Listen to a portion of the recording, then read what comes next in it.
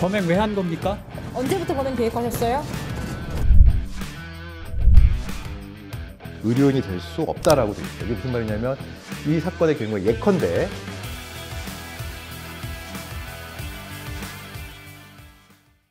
변호사님, 의대생이 여자친구를 살해한 사건이 최근에 일어났잖아요. 본인이 또 순순히 계획 범죄다라고 인정을 했다고 하더라고요. 그 계획 범죄가 우발적으로 저지르는 범죄보다 더 형량이 높다 이렇게 알고 있는데 이게 맞나요?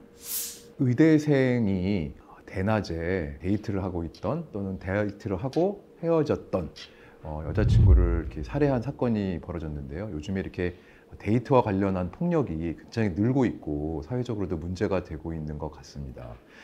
우리가 범죄를 판단하고 범죄를 처벌함에 있어서는요, 우리나라의 대법원에 보면 양형 기준 표가 있습니다. 그래서 모든 범죄에 대해서요, 양형 기준을 정해놓고 있습니다. 그래서 법원의 판사님들이 이 양형 기준을 그대로 따를 의무는 없지만 많은 분들이 이 양형 기준에 맞춰서 형을 정하고 있습니다. 보통의 경우에 자신이 치밀하게 계획을 한다는 것은 뭔가 자기가 들키지 않기 위해서 증거를 인멸까지 할 목적을 가지고 계획적으로 어떤 범행을 한다는 것이니까 어떤 상황 때문에 우발적으로 예를 들어서 막 서로 다투다가 본인이 너무 화가 나가지고 사람을 죽게 만든 경우와 어떤 사람을 죽이기 위해서 치밀하게 범행 도구를 준비하고 그를 유인해서 살인한 것과 이 비난 가능성을 검토해 보면 아무래도 계획적으로 살해한 것이 더 비난할 가능성이 높다는 것이 보통 사람들의 법 인식이니까 그렇게 양형 기준을 정했다고 보시면 될 것 같습니다. 그래서 아마 앞으로 사건을 처리하고 수사하고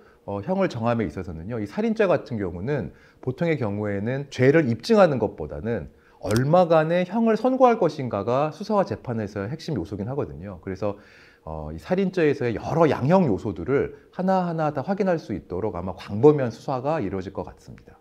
계획 범죄를 인정하게 되면 약간 감형에도 영향을 주는 건가요? 살인죄 같은 경우는 살인의 동기, 살인의 어떤 행위로 인해서 그 태양, 모습, 그 다음에 동기, 그 다음에 살인 후에 보인 그의 태도, 이런 종합적으로 것이 다 반영이 되긴 하거든요. 하지만 제일 중요한 것 중에 하나가 살인의 동기가 어떤 것인지를 굉장히 중요시합니다. 우리 아까 살펴봤던 그 양형기준위원회 양형표에 보면은요, 그 범죄 수법이 잔인한지, 비난할 만한 목적에 의해서 유인해가지고 했는지, 이렇게 살인하게 된 동기나 행위를 고려해가지고 감형하기도 하고 가중하기도 합니다. 그래서 제가 봤을 때 이 사건 같은 경우는 흉기를 미리 사가지고 간 것을 인정을 하면 아무래도 계획적인 행위였음이 입증되기 때문에 본인의 양형에는 불리할 수 있는데요.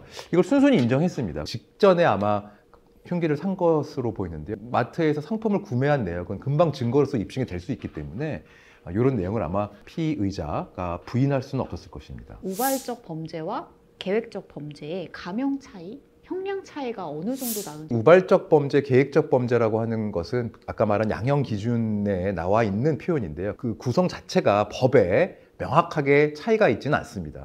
형량 차이를 일률적으로 말씀드릴 수는 없지만 아까 말한 양형 기준표에 보면은요, 대략 한 5년에서 6년 사이로 가중 요소와 기본 요소가 차이가 납니다. 그래서 저의 그 양형 감각을 그냥 말씀드리면 우발적이다, 계획적이다 라는 것이 명확하게 차이가 드러난다고 하면 한 3년에서 5년 정도의 차이가 나지 않을까, 이제 그렇게 생각을 합니다. 죗값을 다 치렀으면 면허 박탈이 안 되는 건지 궁금하거든요. 최근에 의료법이 개정이 되면서 이 의사 선생님들이 가지고 있는 사회적 중요성 등을 고려해서 사회적으로 아주 비난받을 일을 한 분들에 대해서는 의료 면허를 정지시키는 법으로 개정이 됐습니다. 그래서 우리 의료법 제8조에 보면은요, 금고 이상의 실형을 선고받고 그 집행이 끝나거나 집행받지 않기로 확정한 후에 5년이 지나지 아니한 자는 의료인이 될 수 없다라고 되어 있어요. 이게 무슨 말이냐면 이 사건의 경우에 예컨대 그 가해자가 15년 형을 선고받았다.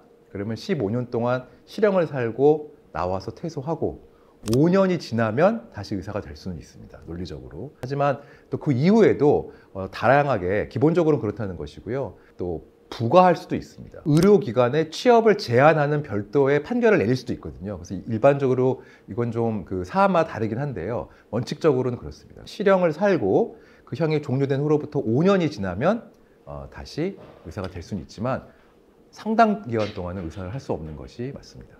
이런 일이 생기지 않으려면 좀 방지할 수 있는 방법이 없을까요? 최근에 이 데이트 폭력이 굉장히 문제가 되고 있고요. 이 데이트 폭력 건수도 매년 상승하고 있습니다. 근데 이제 문제는 뭐냐면요. 이 데이트 폭력이라고 하면 친밀한 사이에서 일어난 어떤 폭력적인 행위를 통칭하는 것인데요.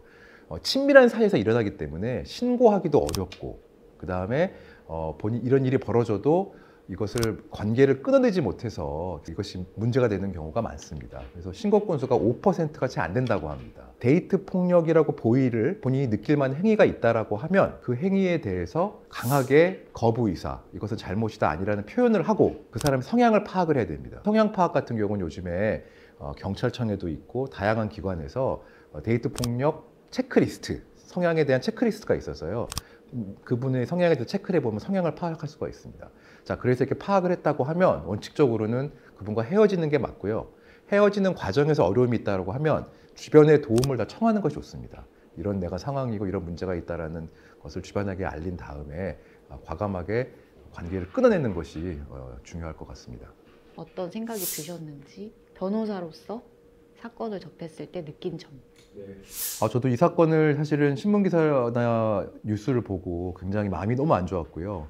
실질적으로 저를 사건 하면서도 요와 유사한 것과 같은, 그러니까 남자친구가 나를 스토킹한다, 이런 상담을 하는 경우가 꽤 많이 있었습니다. 제가 사실은 이 안타까운 사건을 보고 제일 먼저 든 생각은 우리가 가까운 사람일수록 그 사람의 성향을 좀 객관적으로 볼 수 있는 노력을 해야겠다. 참 어려운 일이긴 한데요. 그래서 체크리스트 같은 거 해보고 뭔가 힘든 상황이 벌어지면 꼭 주변에 알리고 단둘이 만나지 말고 조심해야지 되겠다. 그렇게 생각을 했습니다.